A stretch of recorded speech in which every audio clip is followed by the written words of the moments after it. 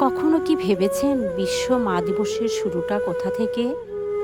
মা, এই ছোট্ট শব্দটার ভিতরে লুকিয়ে আছে পুরো পৃথিবীর ভালোবাসা। কেন পৃথিবীর মানুষ একটা দিন শুধু মায়েদের জন্য উৎসর্গ করলো? আজকের গল্পটা শুরু হয় আমেরিকা থেকে। 1905 সালের এক নারী মারা যান। তার নাম ছিল অ্যান রিভস জার্ভিস। তিনি ছিলেন একজন সমাজসেবী, অসুস্থ মানুষ, শিশু আর মায়েদের জন্য কাজ করতেন সারা জীবন।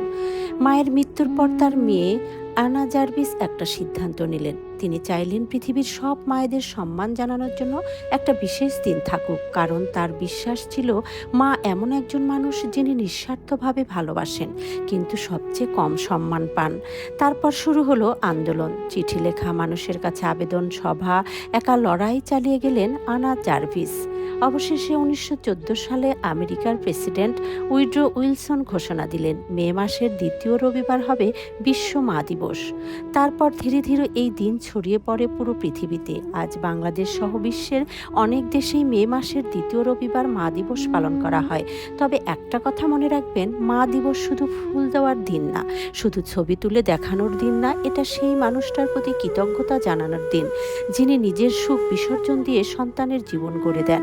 পৃথিবীতে অনেক সম্পর্ক সময়ের সাথে বদলে যায়, কিন্তু মা নামের মানুষটা শেষ নিঃশ্বাস পর্যন্ত সন্তানের পাশে থাকে। তাই আজ শুধু একটা কথাই বলুন, মা তোমাকে অনেক ভালোবাসি।